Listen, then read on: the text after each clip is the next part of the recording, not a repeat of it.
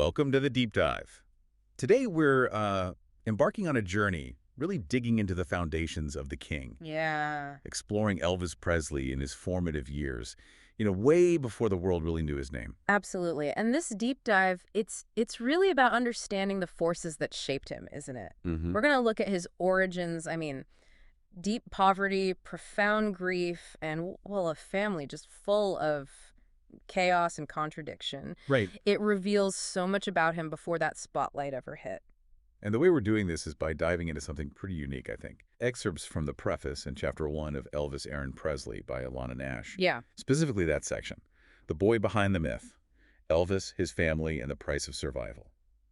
This isn't quite like other biographies you might have read. No, what really makes this book different is how the author worked so closely with Elvis's inner circle. People like Billy Smith, Marty Lacker, Lamar Fike. The Memphis Mafia guys, essentially. Exactly. And that access let her uncover these incredible insights into generational trauma, these kind of twisted bloodlines, and maybe the real person behind the image. The book itself talks about Elvis as America's rosebud, like this big unsolved mystery. Mm-hmm.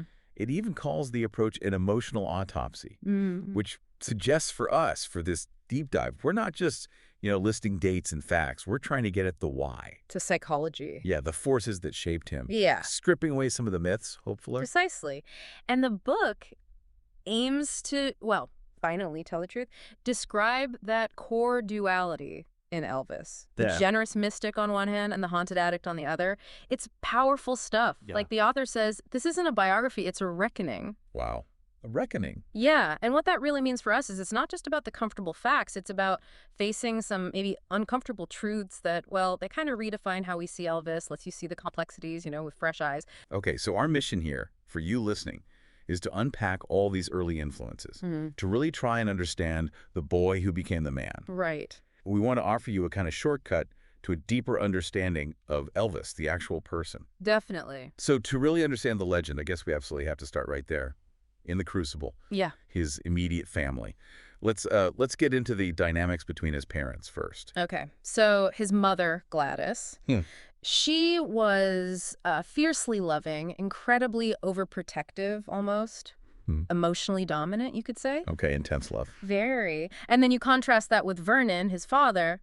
Charming. People said he was charming. Right. But also kind of lazy, emotionally distant. And he had that burden, the criminal record from when he was young. Right, the forgery charge. So it sounds like an incredibly potent mix right from the get-go. Yeah. And you can see how from that combination of like overwhelming love and maybe significant loss or absence, Elvis developed these profound attachment issues. Thinking about Vernon's distance, his past, does the book suggest how much of Elvis's later, say, financial generosity or maybe even his personal struggles trace back to trying to fill that void or maybe compensate for his dad? That's a really sharp point. You can definitely draw lines back, especially when you consider the pivotal event of his birth, The twin. the death of his twin, Jesse Guerin. The book talks about this leaving Elvis with a really deep survivor's burden, Mm-hmm. and then you add the shame from Vernon's time in prison. Right, Parchment Farm. Yeah, for forgery. And you see how attachment trauma, this idea enmeshment. It's a measurement, exactly. It's like where the boundaries between family members get really blurred, almost like they're living through each other, their emotions all tangled up. Okay, I see. So that plus the unresolved grief, it all fundamentally shaped Elvis's worldview from, like, day one. And it wasn't just Gladys and Vernon, was it? When you zoom out to the wider Presley-Smith family tree, wow, you find these really unusual genetic links, like double first cousins marrying each other. And there were even rumors back then of, well, insanity in the family line. It's quite a background. It really is. And another thing that jumps out from this period are the accounts from the inner circle, the guys who knew him best. Like Billy Smith. Yeah, like Billy Smith's fury when Albert Goldman called the family white trash. Oh, and that. It just shows this deep family pride, and their resilience, despite the incredibly harsh realities they lived with. They were survivors, no question. Survivors feels like the exact right word, because the book paints this picture of a really turbulent family history. Definitely. We're talking generations marked by, violence, revenge, bootlegging, beatings. Rough stuff. Yeah. Survival wasn't just like a goal. It was the absolute priority. Lamar Fike had this amazing description. He called the family wilder than goats. Chuckles slyly. Wilder than goats. Yeah. And he also said something really powerful. Elvis wasn't raised. He was survived. That just tells you everything, doesn't it? About the conditions he grew up in. It's such a vivid image of needing resilience more than anything else. Yeah, absolutely. So you have this intense family history, and then there's this other layer, this almost mystical stuff around his birth. Right, the folklore almost. Yeah, you hear stories about a blue light, a sense of fate, prophecy even, and that whole idea of the missing half, his twin, Jesse Garin, that actually became part of his public story later on. It did, but it's really important to clarify something here. Those rumors about Elvis being obsessed with his dead twin. Yeah. The people closest to him, like Billy and Lamar, they really debunked that. They dismissed Albert Goldman's whole evil twin theory as just not true. So it wasn't a driving force for him personally. It seems not in the way Goldman presented it. While Elvis definitely, used the twins story sometimes as part of his persona. Made him unique. Exactly. Gave him this tragic, compelling backstory. But it didn't seem to actually define his core psychology or, how he lived day to day. It was more like a narrative he could pull out, not something driving him from the inside. Okay, that's a really interesting distinction. So if it wasn't this deep psychological obsession, why do you think he used that story? What was its function for his public image? Well, like you said, uniqueness. It set him apart. It added to that mystique, didn't it? Yeah. Gave him an air of destiny, maybe. It was a useful tool for the narrative more than a reflection of some deep personal trauma he was constantly grappling with. Got it. Okay, so beyond the family complexity in the twin narrative, we also just have to confront the stark reality of the poverty. Oh, absolutely. Extreme poverty. I mean, living in a shotgun shack, no money, often just one bed for the whole family. It's hard to imagine. And that context is crucial for understanding something the tabloids later twisted, right? Which was? Elvis sleeping in the same bed as Gladys until he was about 13. Right, which sounds strange out of context. Totally. But the book makes it clear this wasn't some weird Freudian thing. It was common practice because they were just that poor. There wasn't anywhere else to sleep. So it highlights the poverty again. Exactly. And yes, it speaks to Gladys's maybe smothering love and Vernon's detachment, but you have to see it through the lens of their economic reality first. It makes sense in that context. And even in that poverty, he had his quirks developing early on. There's that story, the knife and fork story. Ah, yeah, tell us that one.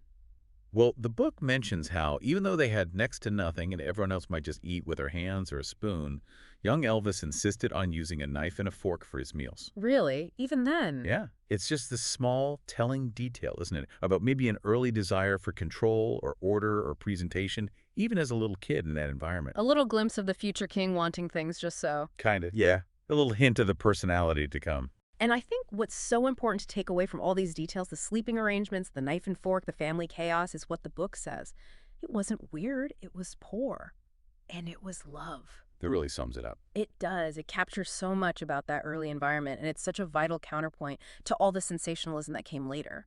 So bringing it all together, what does this mean for the Elvis we think we know? Yeah. Well, understanding this early Elvis, the boy, shaped by that intense poverty and those really complex family dynamics, it feels absolutely crucial, doesn't it? Oh, completely crucial. You have to understand that Elvis, to make any sense of the iconic king he became later, Yeah.